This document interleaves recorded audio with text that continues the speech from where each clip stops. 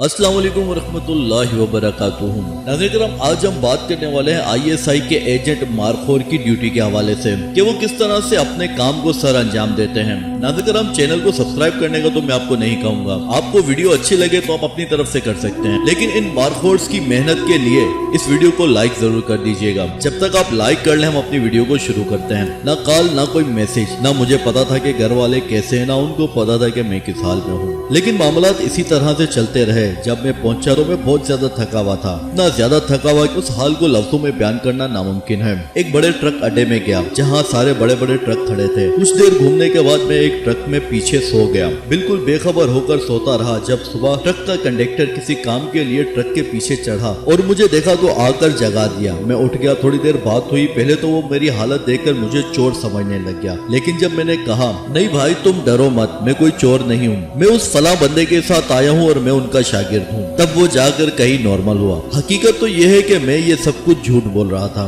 मैंने तो बस वैसे ही बात कर दी थी कि मैं फलाने उस्ताद के साथ काम करता हूँ। रात को किसी बात पर झगड़ा हुआ और मैं वो दुकान छोड़कर आ गया हूँ। रात बहुत ज्यादा हो गई थी जिसकी वजह से मैं तुम्हारे ट्रक में आकर सो गया। खैर जैसे तैसे करके मैं वहाँ से निकल कर अपने दफ्तर पहुँचा। जब मैंने सारी तफसीलात अपने सीनियर को दी तो वहाँ से मुझे शाबाशी बेटे के साथ साथ और भी बहुत सारा प्यार मिला। मैंने उन्हें बड़े ही मासूम लहजे से कहा, सर मैं अब घर जाना चाहता हूँ, घर वाले परेशान होंगे, मिल भी लूंगा और थोड़ी छुट्टियां भी गुजार लूंगा। दोस्तों छुट्टी तो आसानी से मिल गई, अपना सामान बांधा, बस की टिकट कराई, सोचा घर वालों को सरप्राइज दे दूंगा। इसके अलावा भी बहुत कुछ सोच रहा था, वालदा वालिद और बहन के लिए कुछ खरीदारी भी कर ली। नाज़रीन करम, तकरीबन आधा सफर तो मेरा तय हो चुका था, जहाँ तक कि मेरे दिमाग में मेरे घर की खुशबू आने लग गई थी और मैं बहुत खुश था। होता यह है कि मुझे अचानक मेरे सीनियर्स की कॉल आती है और उस कॉल में सिर्फ इतना कहा जाता है कि हमारे मुल्क के बहादुर शेर तुम इस वक्त जहाँ भी हो फौरन वापस मुझसे मिलने आ जाओ, एक बड़ा मिशन स्टार्ट करना है, ना हमारे पास वक्त है और ना बंद है, ये काम सिर्फ तुम्हें ही करना है। मैंने सिर्फ 2 लफ्जों में बात को खत्म कर दी, ओके सर। बस आगे जाके रुक गई। लोग खाने में मसरूफ हो गए। मैंने भी एक बिस्किट ली और चाय का कप लेकर बैठ गया। जेब से मोबाइल निकाला, वालदा का नंबर डायल किया। जब वालदा ने कॉल रिसीव की तो हेलो के साथ ही रोना शुरू कर दिया और कहने लगी बेटा तू किधर है, किस हाल में है और आजकल कहाँ गायब रहता है। और मैं इन्हें बस तसल्लियां ही देता रहा। बात काफी ज्यादा लंबी हो गई थी।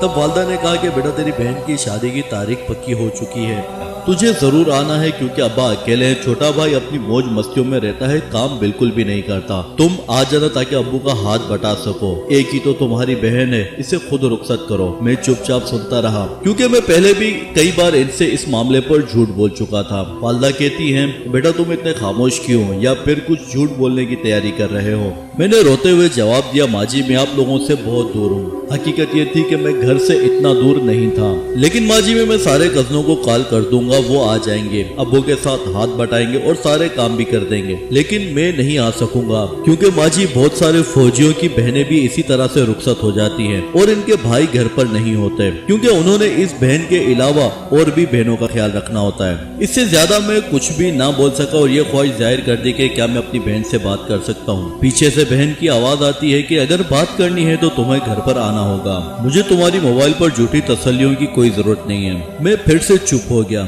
उस वक्त अगर मैं उन्हें कहता कि मैं घर आ रहा था लेकिन किसी काम की वजह से फिर वापस होना पड़ा, तब भी सब यही कहते कि ये झूठ बोल रहा है। इसी वजह से मैंने कोई ऐसा जिक्र नहीं किया और वापस की टिकट लेकर ऑफिस आ गया और वहीं से ही अपने दूसरे मिशन की तैयारी शुरू कर दी और निकल पड़ा।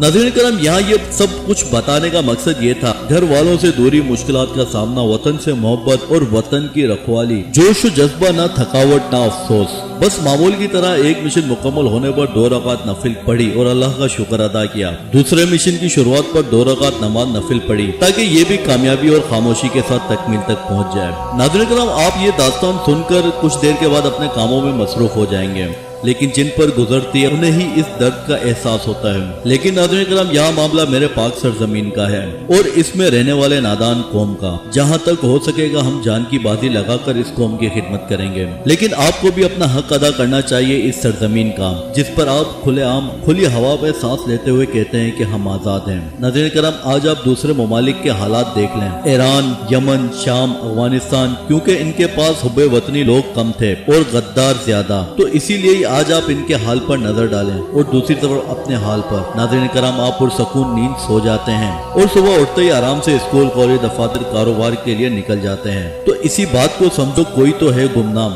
جو آپ کے سکون کی خاطر اپنا سکون لٹائے زندگی گزار رہے ہیں تاکہ آپ لوگ سکون سے اس پاک سرزمین پر سلامت رہو۔ آخر میں یہی کہوں گا، افواج پاکستان زندہ باد، ISI زندہ باد۔